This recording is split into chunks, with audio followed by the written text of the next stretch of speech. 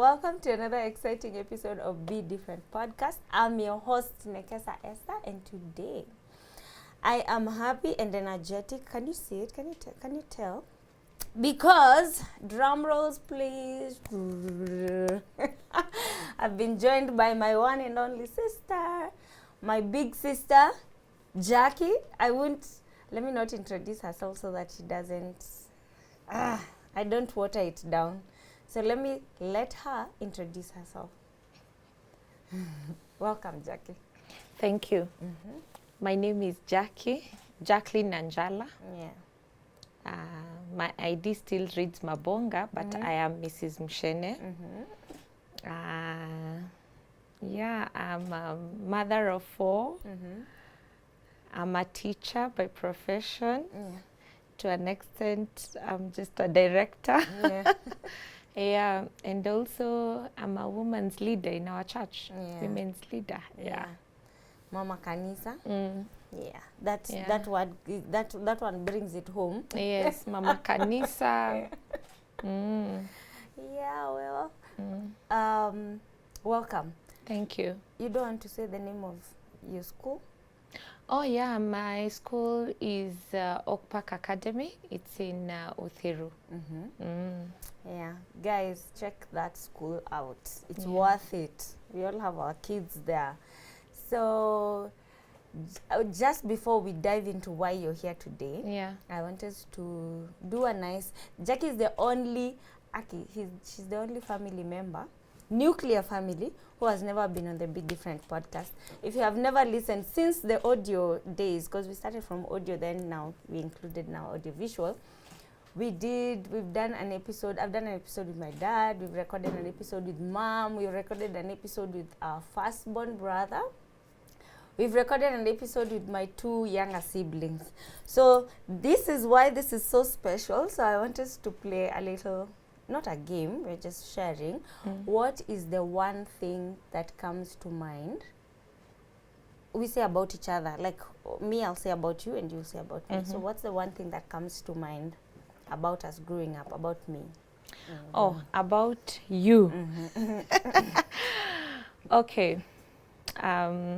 Being the second born, I'm older. Yeah.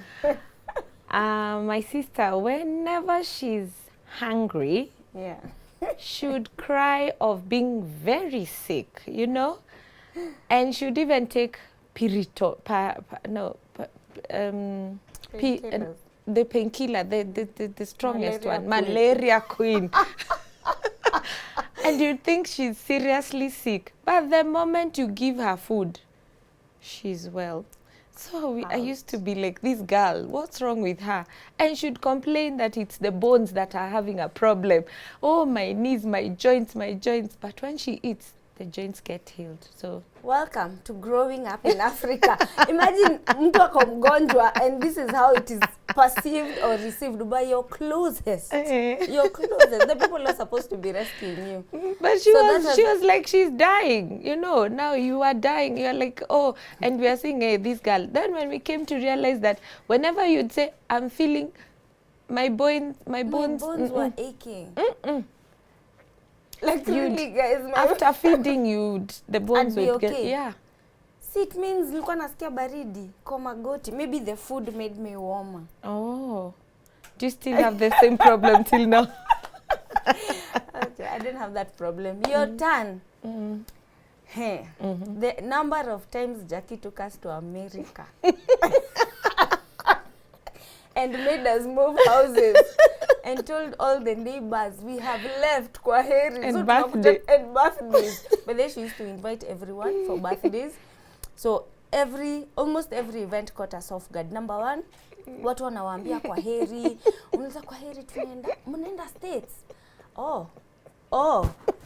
Yes. Hey, Jackie has told us you guys are going vision carrier. Yes, I would see ourselves flying, my friend. We even got our passports at a very early age, so even the birthday, Nakuhama, but you see right now we are our parents are in their own house. That vision started and I was speaking by faith. I was But calling the end you from know the way- beginning. But you know the way rumors move from one kid to the next. In whispers, guy, tuna park, tunahama sisi. I see that in my children. So when I want to make a fuss, I remember myself that I'm like, Yeah. okay, Jackie, just deal Yeah. with it. Well, that's the second born for you. Apart from that, you were our fighter, our mother, the one who bullied people on our behalf, Yeah. the one who ukishaonyesha tu kuna huyu mtoto amenitukana, achana na hiyo assignment, by the way onyesha tu Jackie, ati mtoto mgani? House chores, timetable. Yeah. I used to make sure you're the one in charge of washing the house. No one should step on that floor. So you sit the whole day there. As in, don't step on the floor, you know.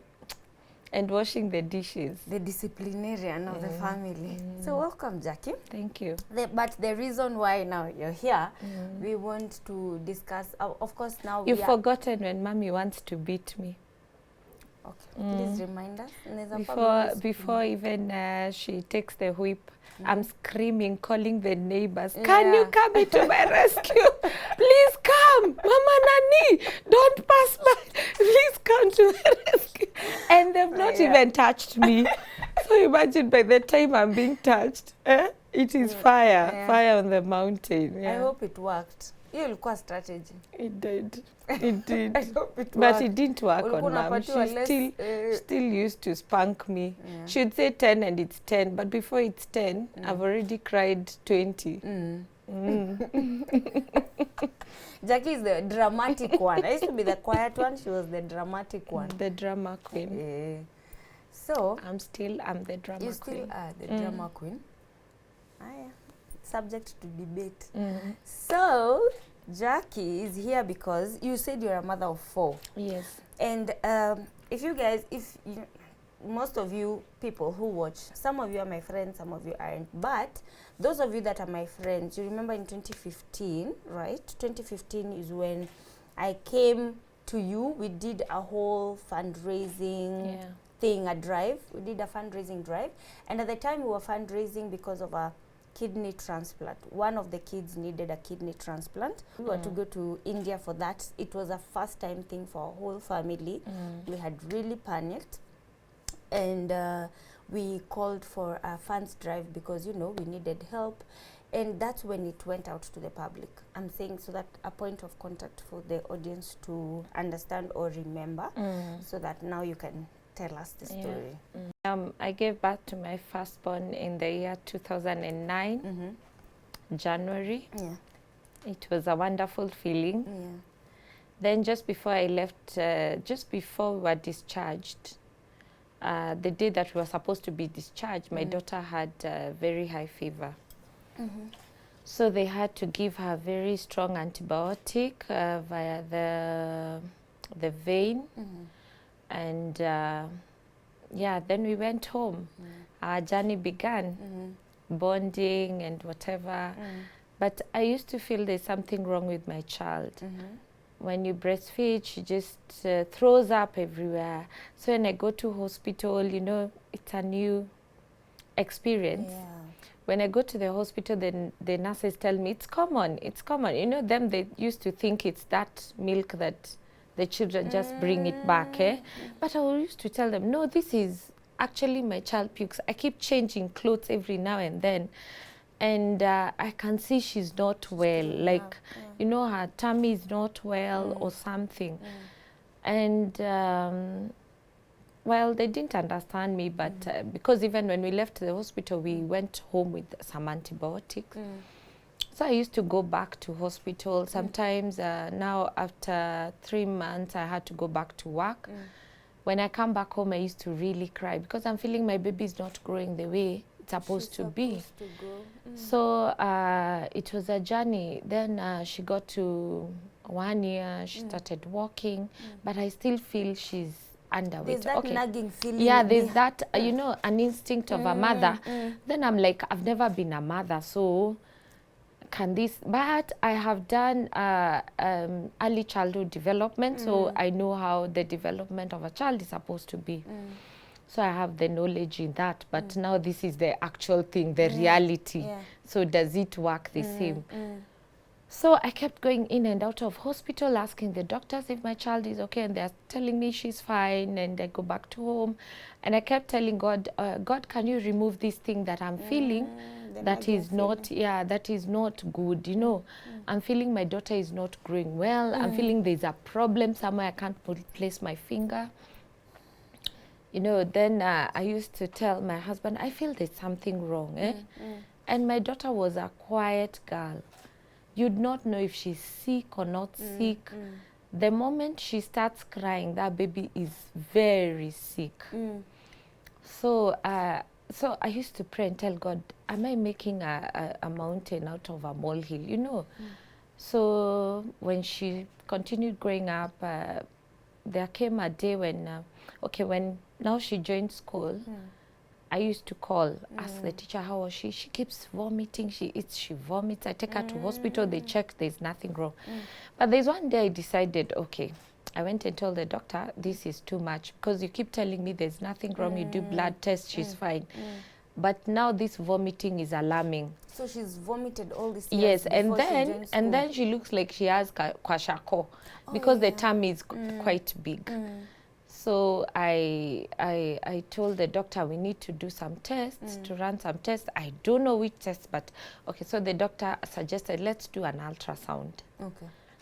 And that's when our journey began of just getting news that are shocking. So we did an ultrasound. Yes, they found that she has a lot of gas in the tummy, so she was suffering from gastrointestinal. But also they said they can't see the right kidney. They can't they can't trace it. Yeah, they can't trace it completely. So the doctor was like, maybe it's because the gas is too much. We can't see, but it's supposed to be seen. So we started the journey there. We went to gastrointestinal doctor. We were sent to a general pediatrician surgeon, a pediatrician. So that's where intense things started, you know.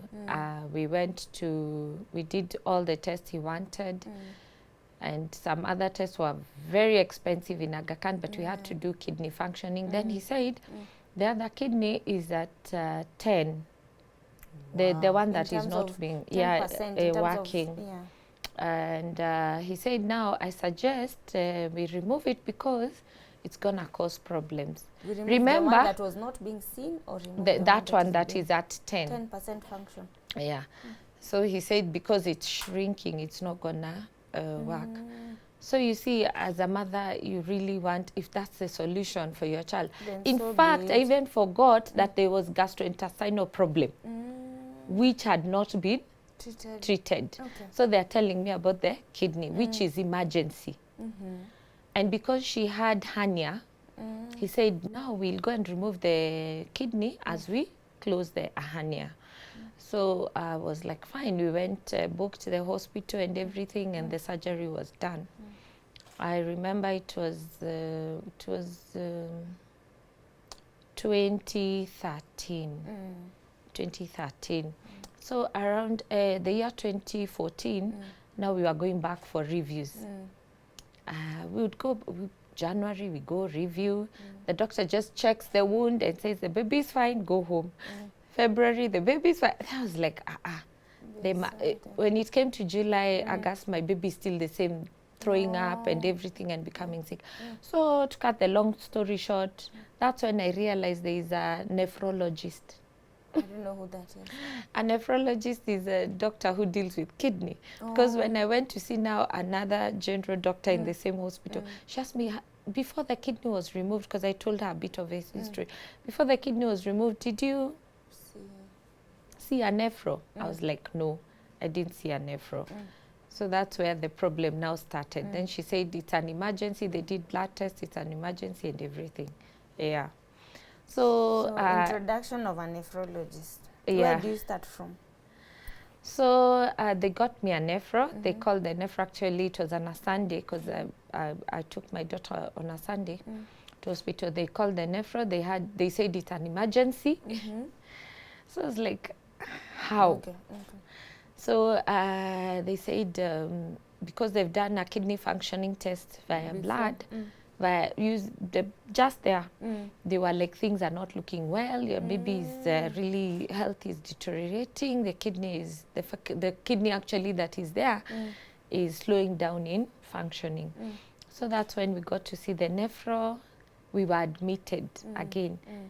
So the admission, actually what broke my heart through that is that when we were admitted, the doctor who did the surgery came. He was called by the nephro, and there was another doctor. And you know what? That doctor, our nephro, told that other doctor, actually the nephro who had admitted us, he told her, now you need to sort your mess. You wanted to eat alone. Now you have to sort the mess. It was so devastating. And you're sitting in that room. And they were just outside the room. I felt everything crashing, you know. I've done all these things, and now they're saying they have to. My daughter had to go like for 2 to 3 corrective surgeries. So there was a mess already created. Yeah, there was a mess already. So she had to go for that December, just that November, December, she had to go through 3 corrective surgeries. Then we started our work with the nephro. So in these corrective surgeries, what are they correcting? Because you already removed a kidney. Yeah, I hear when he removed a kidney, when you remove okay, first of all, being at her age, you're not supposed to touch her kidney. So number one, it was not supposed to be touched. Was she 4 years? Around 4 years. So so when they did they said that now when you remove a kidney, there is the pressure that needs to be removed. There are things that need to be removed that the doctor didn't remove. Now it's affecting this other kidney. That's why this other kidney is failing at a rapid pace. So it was, they had to do that. She had to be taken for all these corrective surgeries. And you see now, they had not explained very well. Actually, that's another thing they didn't explain very well to me. And it's a learning encounter for me because I didn't know all these things. So my daughter was done for corrective surgeries, and now we went home. I had to go to work with my child that whole year, observing her in and out of hospital because now they're saying the kidney is failing. Her weight.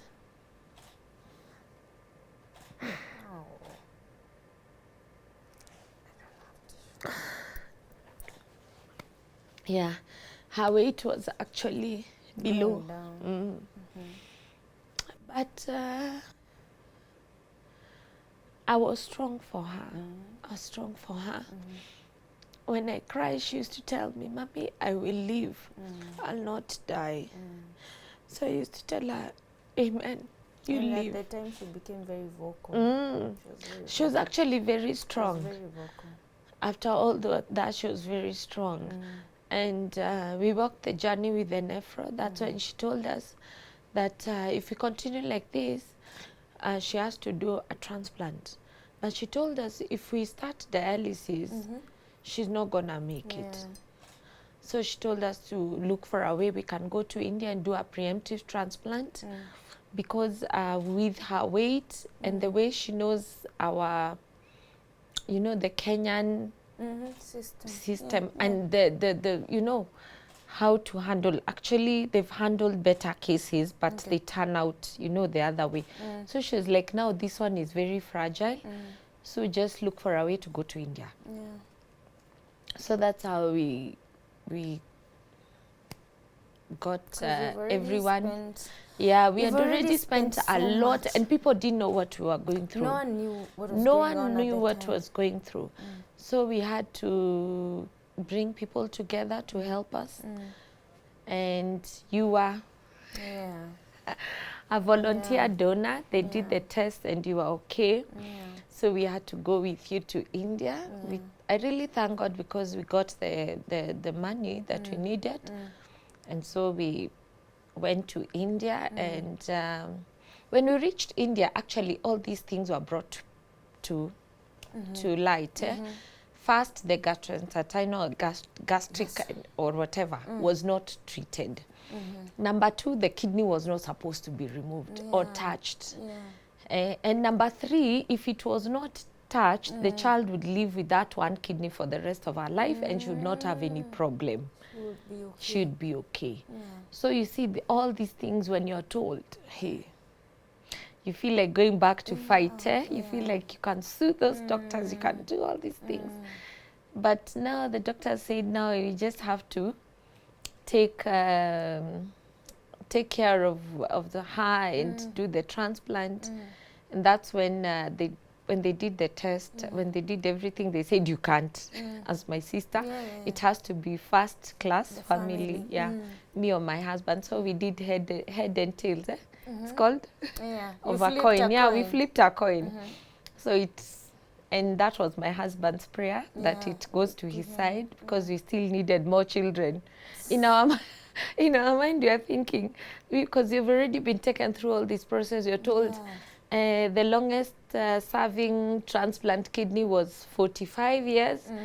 So you're thinking, when my daughter is going to that, it's like you've already been given a death date yes, for someone who has just started their lives. But it's good. They are telling us all the pros and cons, so and what to expect. Informed decisions. And to make informed decisions, and also to, as in to just prepare us. Plan and prepare us for what is ahead. In fact, they even told us they don't know. They've done these surgeries many times, but they don't know what would happen. Anything can happen on the table. So we had all these things in mind. So when we discussed with my husband, he was like, hey, we asked the doctor, how long will it take for me, if I'm the donor, how long will it take for me to get pregnant? You see all these things. So he was happy when the coin flipped on his side, on his favor. So that's when they did the test and everything was okay. And the transplant was done. We stayed in India for 4 months. It was devastating for my second born because I just left her. At the time, the second born was already at home. Yes, the second born was already at home. Okay, she was here in Kenya. And it was really stressing for her. This is the time she needs her mom, and her mom is not there. So, but I thank God now she's fine. The transplant was done on 7th of December 2015. And she's Jedita Wambui. She's fine. She's now in junior JSS. And she's doing very well. She's taking it positively. She's taking her medicine. We're training her to be independent. We're training her on what to eat. We're training her to be disciplined. Because this is what has happened. As we pray, we are trusting God that the other kidney, because the other kidney was left. It was a preemptive transplant. So in fact, even when they do transplant, they don't still remove. they do grafting.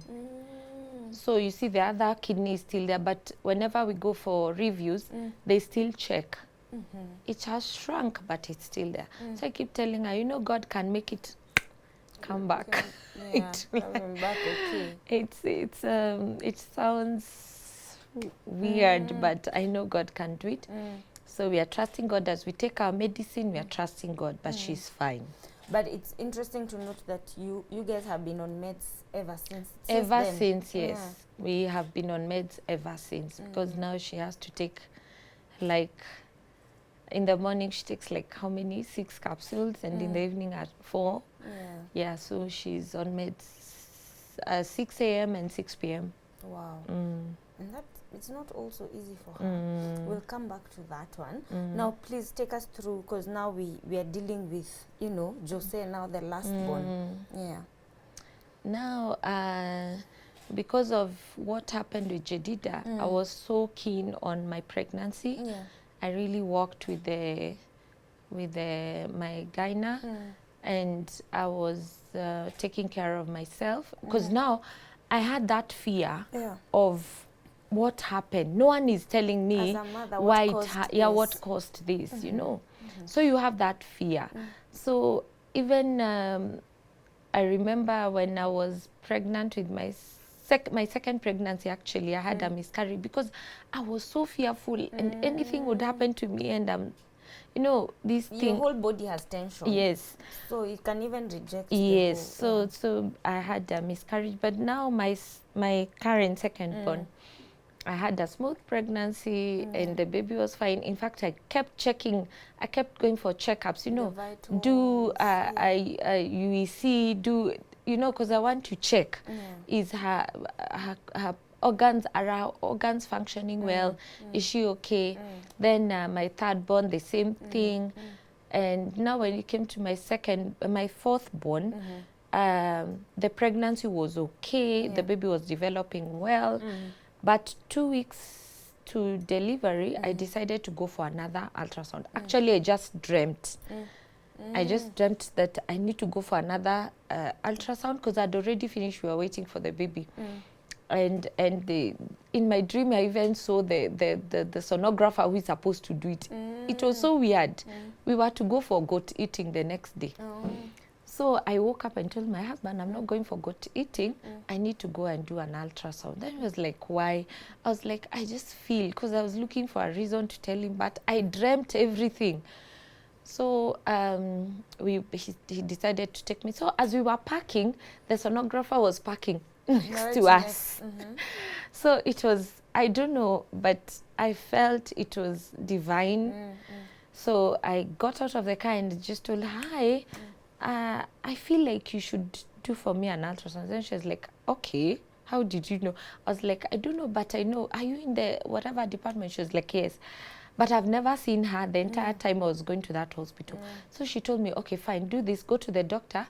You get whatever prescription, then you come. I was like, but now the doctor, I don't know if the doctor will allow me because we've already done so many and the baby is okay, the baby is positioned. Then she was like, you're the one paying, go tell the doctor to just write. Oh, nice. So I went to tell the doctor. We actually argued with the doctor and it was like, okay, just let me write for you. And you will, you know, those of. So when I went, actually, she was waiting for me. So she said, you're the one, yes, come. So when she started, actually it took less than 3 minutes. She was like, what? Have I done for you an ultrasound for this child? Nikasema no. So I was like, is there a problem? She was like, okay, let me check it. She said, turn, 5 minutes, she's done. She got out of the room. I was so scared. The time she left, she's not telling me, and the facial expression was telling me there's something to worry about. But I just waited for her, and she came back. She told me, now there's a problem. I can see your baby's kidneys are enlarged, and it's like it has a lot of water. They have a lot of water. We call it hydronephrosis, bilateral hydronephrosis. So you need to go to the doctor because I think you need to get the baby now, deliver now, and you need to deliver with the pediatric nephro there and a pediatrician. I was like, what? Okay. So I went back to the doctor with the results and he told me the same thing. And I was like, let me go and think. So I went home. I remember we were traveling to Mombasa the next day. I didn't tell my husband. We traveled to Mombasa. As I was asking God, now what's the next step? And we went to Mombasa. And when we were coming back, that's when I told him, when we were in the SGR, that this is what the doctor, and he panicked. The next day he took me to Aga Khan to see another sonographer. Because I hear now there are those second opinion, but it's their specialities there. Yeah. So, and they can do the 3D, I don't know what. So when we went, the sonographer was not there. He had traveled and it was taking like a week for him to come back. So we went to just wait. So no, he was actually the one in a rush. Because me, I'm consulting God, I'm telling God, now what is this? What will happen? So he was like, no, we can't do this, So we went and saw the Dr. Bashir, my daughter's doctor. He advised us to just do an ultrasound at the main place we went. The results were the same. So he even advised us the baby needs to come out so that. But in the midst of all those things, I was so calm. But now we went, I was induced, and the baby came. A healthy, bouncing baby boy. Yeah. So we had to, the doctors, we had to be transferred from the hospital I was to Gertrude's, and my baby, on the 8th day, I kept wondering, why are these doctors taking long to take my child to? Until my child got jaundice. To where? For surgery. You know, Oh, they had already told you the baby needs surgery. Yeah. So I was feeling they're really keeping me. So my child got jaundice. He had to be treated. Then on the 8th day, that's when they decided they're taking him to surgery. And the most painful part is that your baby is just 8 days old. You're told not to breastfeed for like 4 hours. He is nil by mouth. You know, he's crying. You can't. Okay, you're just singing. You can't. You're talking to him. You don't know if he understands. But finally, he went for surgery, and I was called immediately because he was very hungry. I was called after the surgery. I think it took 45 minutes, and they did a PUV whereby they told me this happened commonly in boys, but now the thing is that now it is on both sides. What is bilateral hydronephrosis is that urine is contained in the kidney. Actually, it's like going to the bladder, then it goes back to the kidney, and now it is contained there, which can harm the kidney. So they were trying to save the kidneys because the kidneys were okay, but then now they were trying to do something that So they did the PUV, and you know, even before the PUV, my child was passing urine. So you see, it doesn't make any logic, as in you don't know what is happening, because the baby is fine, the baby is breastfeeding, the baby is passing urine, the baby is passing a stool, so you can't tell what is really happening.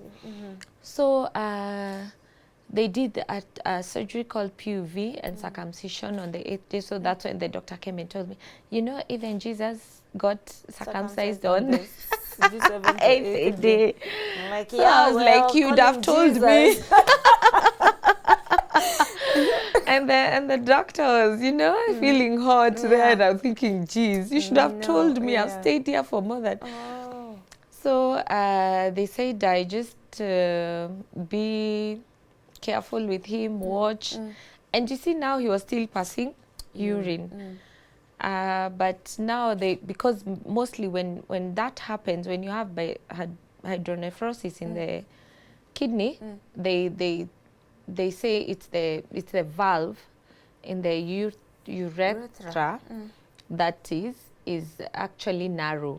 So they wanted to actually, I don't know if they cut it or they opened it or whatever they did. They call it a PUV surgery. So my child was still passing urine, but we were in and out of hospital because we need to continue with the test to see if the urine in the kidney is if the body is being trained to remove everything. Yeah, but you see, the more we go for this test, the worse we see. Okay. It was not draining. Okay. My child is still passing urine, but still there is urine that is still going back. Yeah, it's still getting worse. So that's when they did so many tests, and they told us now, they came up with so many diagnoses. I don't know what OJ junction is blocked. Now I don't know which other junction is blocked. They were telling me you can't be quite unfortunate like this because your child now has to go for surgeries after every 6 months. And I was like, hey, okay, let's go for a second opinion. So we went to a doctor in Aga Khan, and it was like we did the same test in Aga Khan, but the doctor said there, I can't see any blockage. Okay. According to me, there's no blockage. So he said, don't rush into these surgeries. So he was like, but you're taking Jedida for review in August. I was like, yes, I'm taking her for review. He was like, let me write for you a letter. You also take your little one just for a third opinion now. So we traveled. I traveled with the two children, both of them. Oh, it was hectic. I can imagine. 2019 August. Yeah. So when we reached there, they did all the tests and they said the problem is my child's bladder is the one that is not of size. Sufficient enough, exactly. Yeah, so it is actually causing high pressure and taking some of the urine back. So because everyone wants to save the kidney first, they had to, my child had to be put some stones. They had to cut this place and this place because it was both sides. Yeah, so that the urine can be drained that is in the kidney and also relieve the kidney from the pressure. Then later, that's when they can deal with the bladder because now they can't deal with the bladder when there is the pressure in the kidney. So now that's when they checked the kidney. The kidney was now functioning after 2019 we did the test, the surgery. We came back and 2020 we didn't go. 2021 we went, they checked, the kidneys were coming back to normal and the functionings were okay. So also 2022 we went back. Now the kidneys were functioning very okay. And now they did a surgery to they did a surgery called bladder augmentation to enlarge the bladder so that to help the bladder not to have this. Now the challenge came in. Okay, the doctor there told me that now you're going to train him to pass urine the way you train the child from the when you give birth to when he's he or she is crawling with the stomach, with the whatever, to yani it to her the way she was explaining is gonna be a long process. So I didn't take it like that because now I can see my child is passing urine normally. So and then this time he's old enough, he's talking, he's walking, yeah, he's talking, playing. He's walking, he's playing, he's grown well. How old is he by now? He was actually just turned 4 in November. So you just so he was 3 point something. So according to us, it's just like end at toilet, go and susu. Yeah, but you see, I had to check because now they have cut his intestine, small intestine, and patched it on the bladder. So there's mucus because the intestines it produce mucus. So there's mucus. So there's medicine that I have to. They left for me a whole whatever passage here. They call it. I don't know what they call it in medical terms, but let me just call it a hole to reach the bladder. So I would insert a feeding tube and do bladder washes with whatever they taught me. So I put inside, I pull, I put inside, I pull. And also they said, because the bladder is not used to, it's gonna be reactive. It's not used to now working for some time, it's gonna be reactive. So that has been a trouble for me because now it's another challenge because now the child gets infection, the child gets, you know, now the when he passes urine because the urethra it's the urethra was not used to passing urine. So now it has to pass urine every time, so it becomes inflamed. He becomes sick. It's also painful for him. He becomes very sick. Infection, because now that now he refuses to pass the urine. The urine is contained, so it gets infections again. So, but now I used to put the tube now and try to relieve the bladder. And also the reason why they left this hole is that when he's not passing, it can drain through here. But you see now, the bladder has to be full for it to drain. So you see, as he sleeps, some of the urine now is going back to the kidney, causing infection because imeshinda hapo, it's becoming whatever toxic. Yeah, so when it goes back, infection.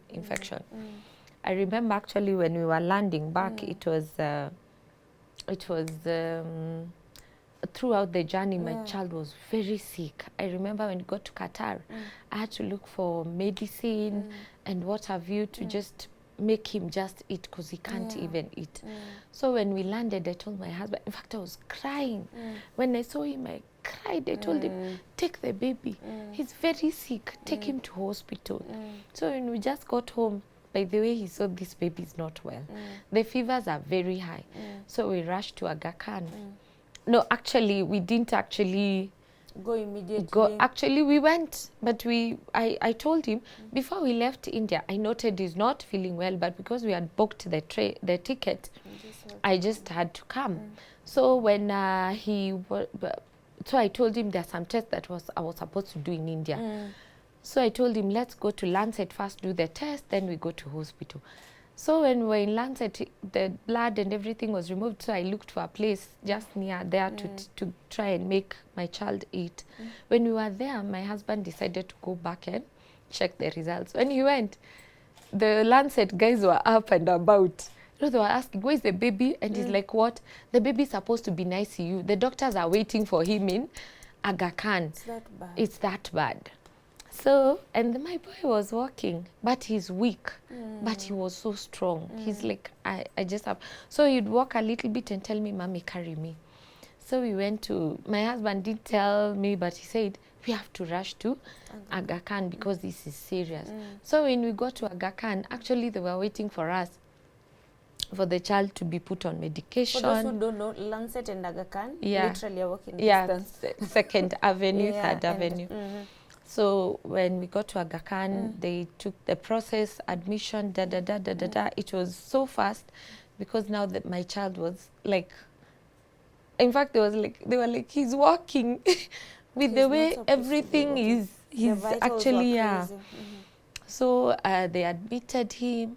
We started being on medication. We stayed in Aga Khan like for, in fact, there's a week we were put on seclusion because he's getting better, then it gets worse. So it was like a contagious disease. You know, no one should enter the room. No one should leave the, you know, it was so sad.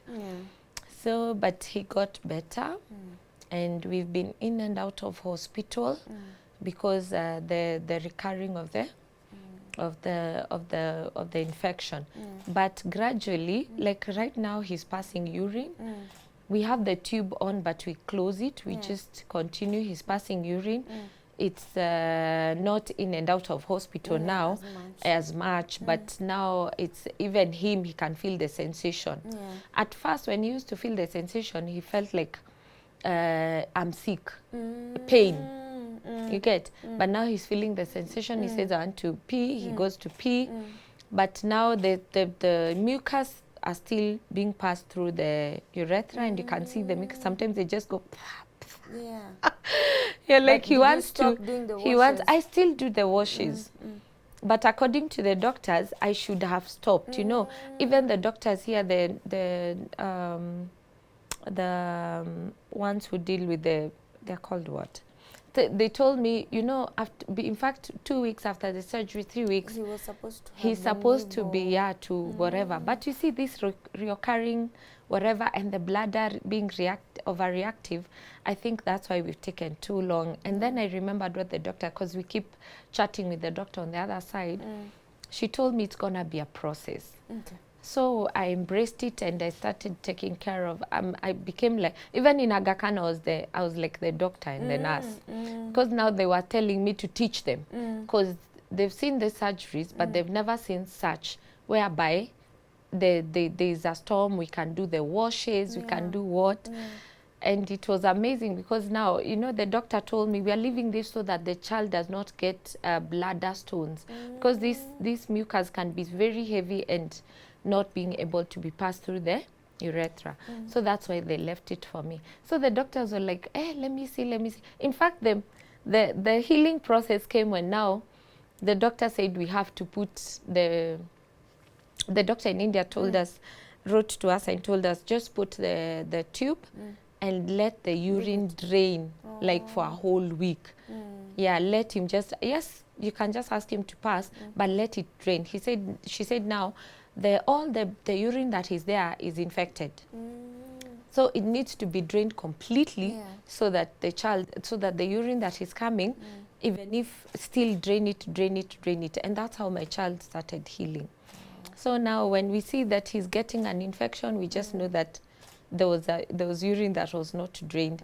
And especially when he's sleeping, there was a back flow. of urine. So now, like now during the day, he's not using the tube, but at night, we are still using the tube to avoid the backflow. Yeah. Because at night, he's not, actually, he's those people, when he sleeps, he can't pass urine.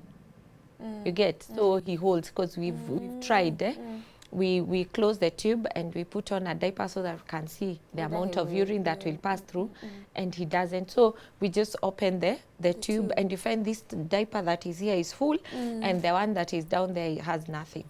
So we say just for a matter of, it's just a matter of time that even the kidneys heal and everything, so that we go back to normal. Yeah. Wow. Thank you for giving us that. So it's been a process. It's been a process for me.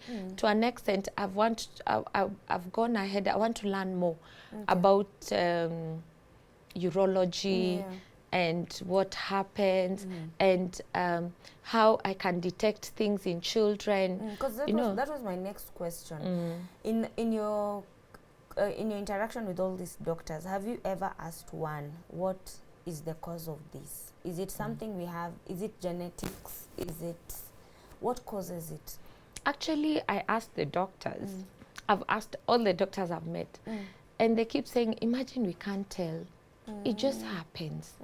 It just happens. We can't quite put a finger on it, but it just happens that maybe through the formation, just something happens. You get? And have you ever checked whether from any side of the family, is there any occurrence? Actually, from the side of the family, you know, the sides. way you don't want to say about genetic, the way they ask you if you've had problems, Yes, you know, ask, those problems, you usually say no.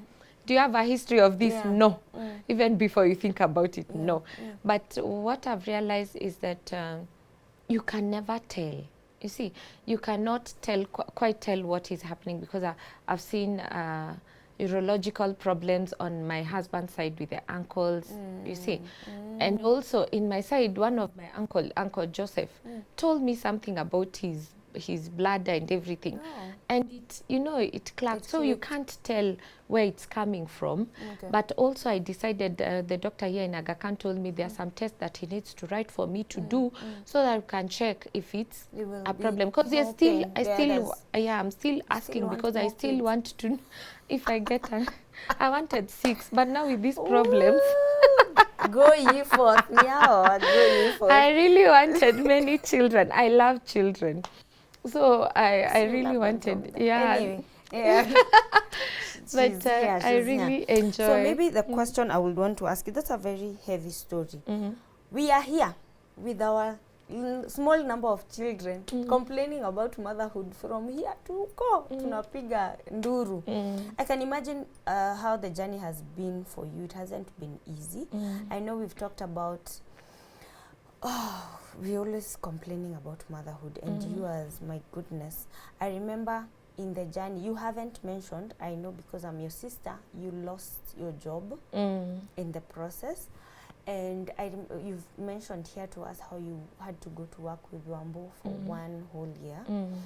How has the experience of mothering children who are sick and they need your constant attention, how has it affected all the other areas of your life? Oh yeah, socially, it's really affected. Because now, I remember with Wamboi, I couldn't even attend a function. Because I don't want people to ask me, what's wrong with your... You know, she's supposed to be... You can see the 3-year-olds, how they are. And mine is so tiny. So socially, it went 0. The people who just knew me are my workmates. And me and my work and my husband. In fact, even my family, just a snip, whatever of that. I have to announce, iyo story yote, hata mimi nimesikia leo. Yote. If I was to be asked, I would give snippets, but not that detailed report. So I never used to, you know, I never used to talk about it. I'll just carry the load. And when I was looking at my circle of friends, in fact, the moment we had to call people to get the finances, it was really hard. I didn't have friends. but I had the church and my family. Yeah. So it really affects socially. And but I was positive because I was positive in my children. I was there for them. I used to carry Wamboto. I was working in South B. I used to leave the house at 5 and we're going to South B using public means. So it was not easy, but I used to carry her. I was positive. I knew that everything would be okay. Yeah, but socially, zero. Financially, it was really draining our pockets because we had plans. And now every little you get you use in hospital. And it was quite heavy for us. Yeah. And it's true. You've grown withdrawn, and with time, even us, when we are trying to reach you, because it's not like we haven't been in the hospital as much as we could, as much as we tried. Trust me, Jackie will just give you one word, like just, wamesema tu hivi. You're like, what have they said? What? We could, you've grown, you put up a wall, whether it's a means of staying positive or not. Maybe you feel like when you talk about it, you're making it be a reality, and it's like you don't want to believe it. I don't know whether that's how your belief system works. Actually, what I do want is for people to feel pity on me. I think that's in me. Is it like a pride or something? As in, you don't want people to feel pity on you, you know. And yes, you have faith, and I'm growing tired of just explaining. I don't want to explain. I feel like you want to hear, this one wants to hear, this one wants to hear, everyone wants to hear the story. It's so tiring, so just keep quiet. So that was a lot even in our lives, but we as a family, we tried to, to be there for you, to help wherever we could, be there whenever we could. But I'm sure it hasn't been easy in terms of even just your nuclear space, the 6 of you, even in terms of house helps. How in terms do of you house manage? helps, there are those who are positive. You know, you have to dress your child on what is it called? Diapers here now, not the normal way, and the inside part of the skin is outside. So most of them would see and go like, I can't do this. I can't do this. So I was working with my child, and that's where you even grow. You're like, what is the problem in my house? What can't I handle? Washing clothes, get a machine, put it there. Because now you're looking at it. You start adapting to the your manpower situation. that you need. You just need to sort your house out. So put my act together and move on. But now you get a house girl who is willing to stay, and they stay. They came many and left, and I thank God. Those who just saw how my child was, they would go immediately, and I was like, thank you, Jesus. So the ones who would stay. And right now I even have one who was left with my children when I went to India in 2022, when I went with Joseph for 3 months. We were there for 3 months actually, because now he had to undergo 2 surgeries. So, and I thank God. But even the house girl bit, it was not easy. It's not easy managing them. I know how stressful it could be, speaking from experience. And actually, I'm the outgoing one. My husband is not an outgoing one. Withdrawn times two. So if anything happens, no one says. He has only one friend. So he tells only one friend. And now I'm here with my pride. I don't want to keep repeating. I don't want, So we find that we are 2 of us, but now I have to reach out. In fact, his family would know when we are being discharged from hospital. They would know when we are being discharged, and I would go like, oh, things happened very fast. I'm so sorry, I didn't say. But I thank God my family, my mom. As we probe. My We sister. probe and we show up, and still When there's they this see I'm whole quiet, by the way, wall. whenever they see I'm quiet, I'm not contributing anything on the WhatsApp group or saying anything. They actually call me. Hi, are you okay? Unaendeleaje? What's wrong? You know. So I think even that you guys learned to just reach out to me, and yeah.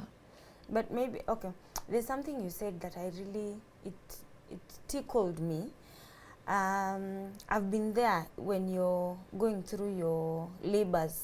I've been a helper there, and the way you command the people in those spaces.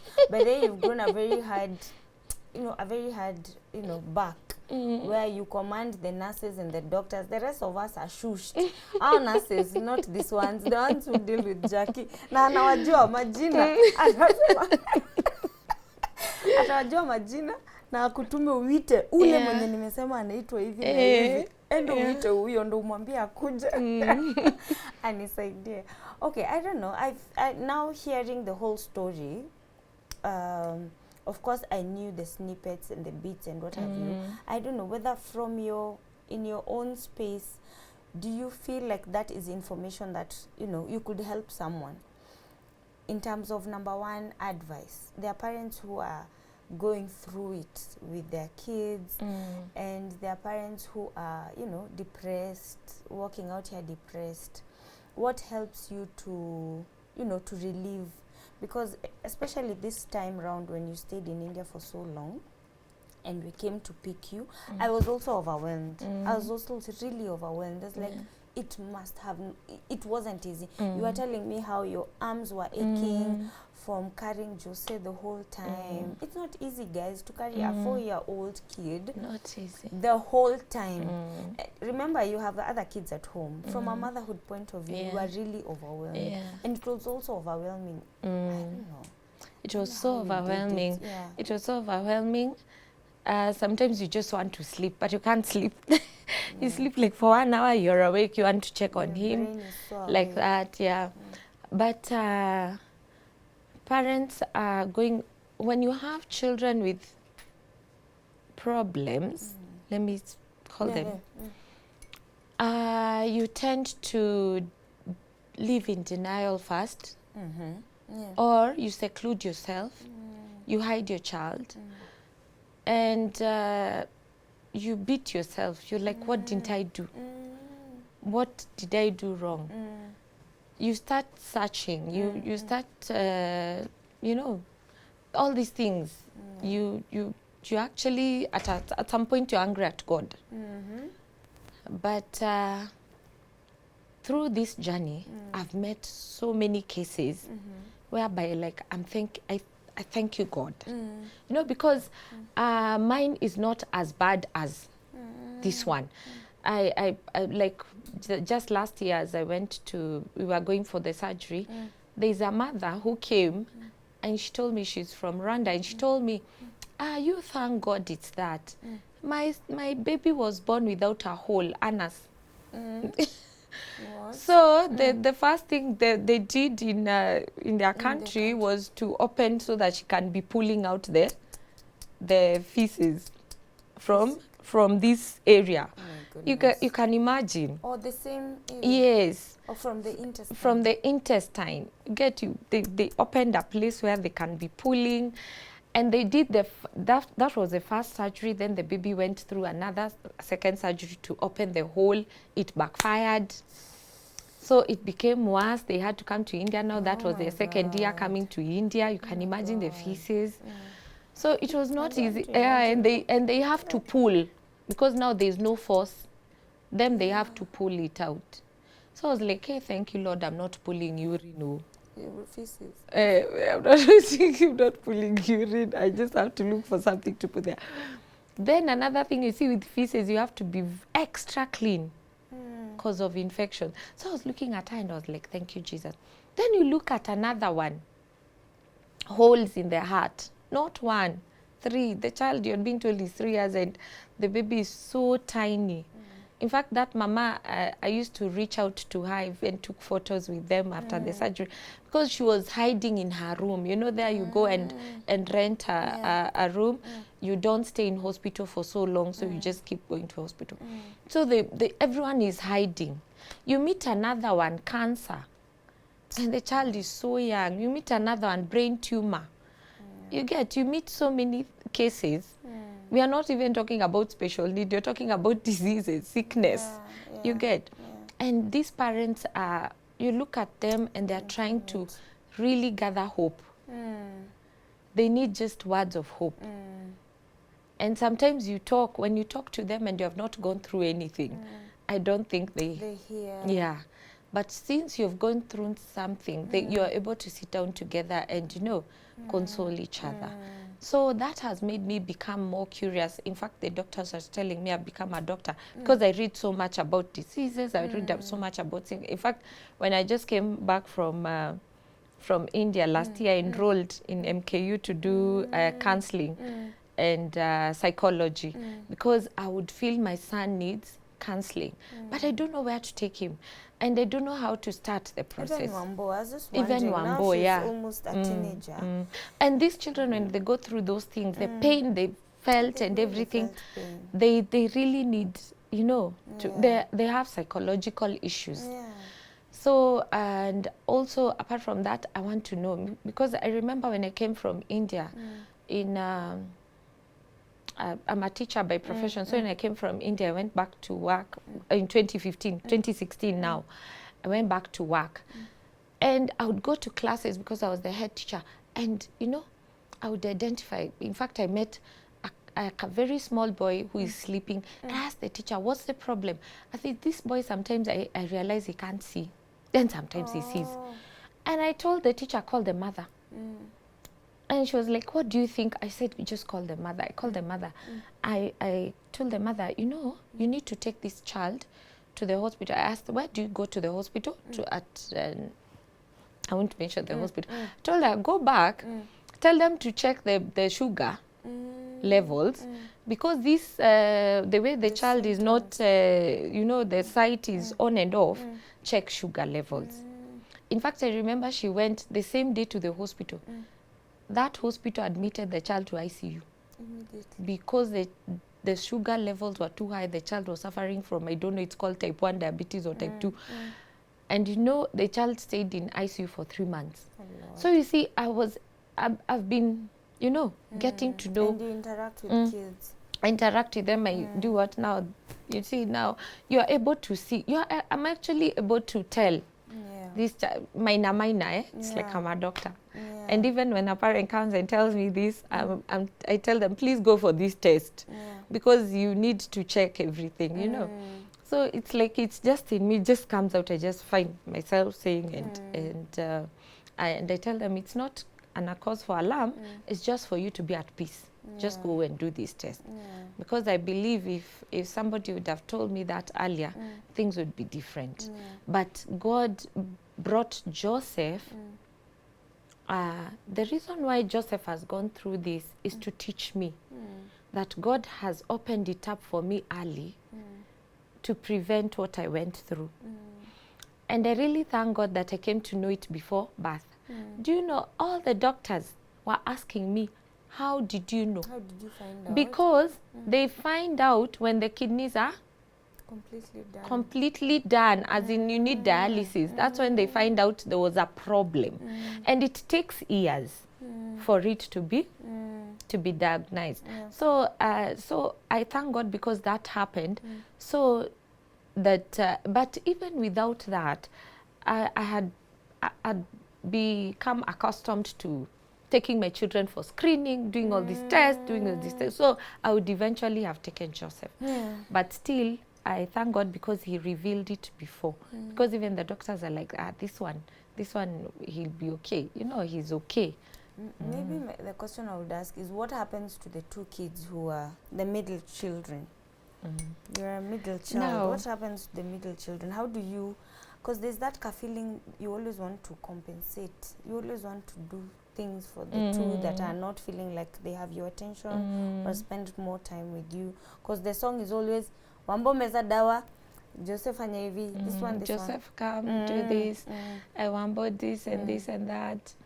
And also, I didn't mention, I'm not an angel. This thing, I would lash at my children because I would get overwhelmed.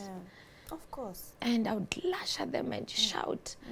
And it reached a point my husband told me, you know, you're going to get pressure. And I don't want you to get pressure. Don't shout. Even when they do anything, don't get angry. And you see, I also needed counseling. Yeah, everyone. You see? Yeah. So when I look at my two children, I realize they both like medicine. Because that is the point of attraction. Is it? Mommy, yeah, mommy really cares about medicine. So they actually like medicine. In fact, when they are sick and I say I'm taking them to hospital, it's like we're going for a fun thing. Oh my God. Yeah. Joseph and Janelle are like, you know, so them, they are just taking vitamins. I have to have vitamins. And you don't have to remind them. They already know how to take their medicine and everything. But I keep telling them, we thank God, but because you're okay. Because, you know, even it reached a point I tell them, pray for Wamboi, pray for Joseph. You know, we have to pray for them. And what about them? So every time I say, pray for everyone. Now I tell them, pray for each other because all of you need prayers. But you find them praying, God heal Wamboi, God heal. But yeah. So I really take care of them. I find that I need to compensate a lot. Like I was telling my friend the other day that my daughter started asking, my second born, she's 10. 9 or 10. 10. And she asked for a doll. I don't know what doll. And she really asked for that doll. I don't know it's called what doll. It's usually on whatever. And my husband had to look for a doll for her. And I was asking him, are you crazy? Are you crazy? And you know, he told me, you know, it's like we're not giving Janelle what she really, attention and what she really wants. So he went and bought the doll, brought the doll, and the doll is a talking doll. So my daughter reached a point, I think it's just the accomplishment of getting the doll. Because after 2-3 days, she told me, Mommy, keep this doll. Because it's looking at me with weird eyes. I can't sleep. But you know, that just, and my dad bought a doll for me. She asked something? Yeah, and she was given. And maybe these are things she wanted for her second birthday, for her first birthday. We were actually not there. We don't even have photos. You get, so after asking my husband, when my husband told me that, I was like, I reflected, by the way, this girl, we didn't give her these things. So I was like, okay, fine, this is the way you compensate. Till now, we are still compensating these things. And we give them quality time. We try not to spoil them. Because now you can give and give and give and you're spoiling. So you have to even teach them principles and values. But you strike a balance. So if I carry Joshua, I carry Joseph, I give all of them a hug and a kiss, I give them all attention, I sign their diaries, I make sure I give everyone, because they're also of different personalities. Yeah, you find that Joshua really observes.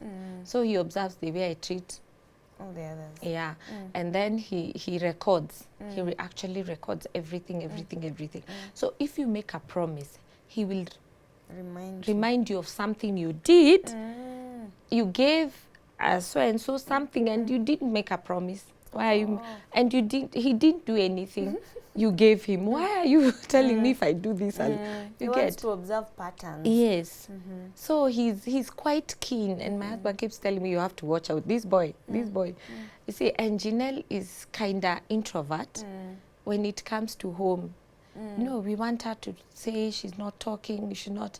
But when she's with other children, you find that she's the one making friends and everything. So, yeah, but we are trying to understand them. We are trying to understand Wamboi also. It's really hard now that we're in teenagehood, 14 years.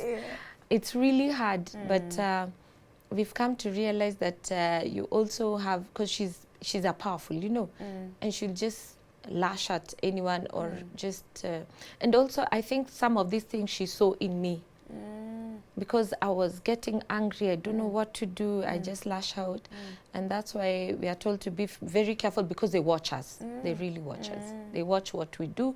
Because Janelle, at some point, she started doing the same. And I was like, oh my God, this is me. So we just learn all of them, because they have different characters. They are different personalities. They are wonderful.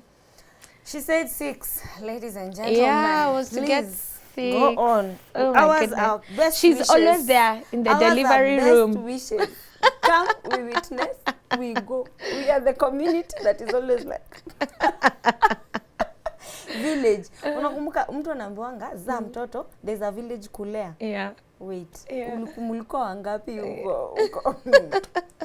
Anyway, so any parting shots that you have for a parent, for anyone going through any season that you can, resonate with and just share and encourage? Yeah, you never know about tomorrow. And what I keep saying is that never judge any parent. Never judge anyone. If they come to you, listen to them. Listen to what they have to say. And don't spread whatever they told you, because they're trying to relieve what is inside. And then when they get to hear, you can actually kill them. So I keep saying that don't judge any parent, even with their parenting style. Even if their children turn out to be thieves, please don't. Don't judge anyone. Just encourage them. Tell them there is hope, because they are still growing. There is hope. There is hope. There is hope. Your child, that's what I've learned, to be positive and positive and positive and positive. Even when it looks whatever, be positive and positive and positive. Because you never know about tomorrow.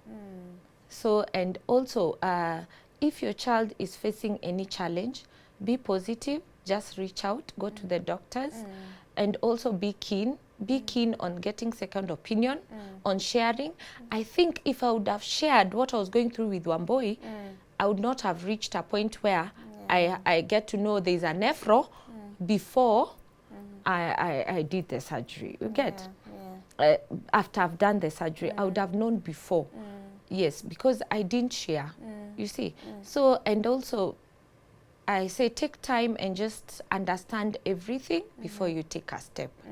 Yeah, because there is always a solution. There is always a solution.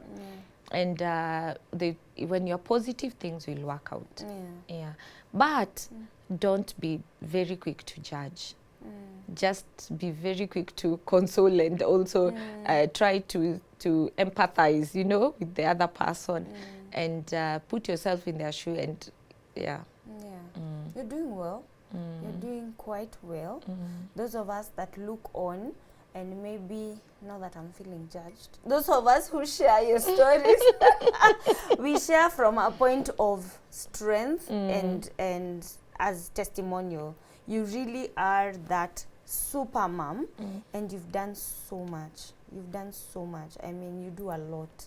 We can't, I don't think there's anyone who can generally imagine themselves in your shoes or put themselves in your shoes. You do a lot. With this, we say in this Nairobi, right now, the quality of life and everything that's been going on, there's this saying, is it a saying or a warning, that we're always told, you're one, is it sickness or health challenge away from poverty? And you can imagine all that you've gone through, and you're still here, and you guys are dealing with medications left, right, and center, doctor visits, and Actually, it costed my job, having problems here and there, it costed my job, because I had to think my salary cannot be enough, because my daughter has to be on medication. Our salary cannot be enough, so let's start a business. I'm a teacher. Okay, let's come up with something that at least will be bringing in some income, because those medicines are expensive. They are very expensive. So when we started putting up our biashara, the kindergarten, the school, I'd just delivered my boy on maternity leave. You're expecting some money to come in. Then somebody tells your boss that you've started a school and it's doing very well. Oh, goodness. So your boss, right, it's a conflict of interest. You know, we can't, you know. So everything just went like... That was a very depressing It was a very depressing phase for us. But I still had hope. I had faith. I didn't sit down. Actually, my son was 1 month. I went and opened the gates, even without finishing. I started advertising the school, admitting whatever. I would wash the classes and cook for the children, wash the toilets, teach them. Because now you don't even have money to even get someone to whatever. So when they came, at least when they came a good number. And also, I had, I was doing homeschooling.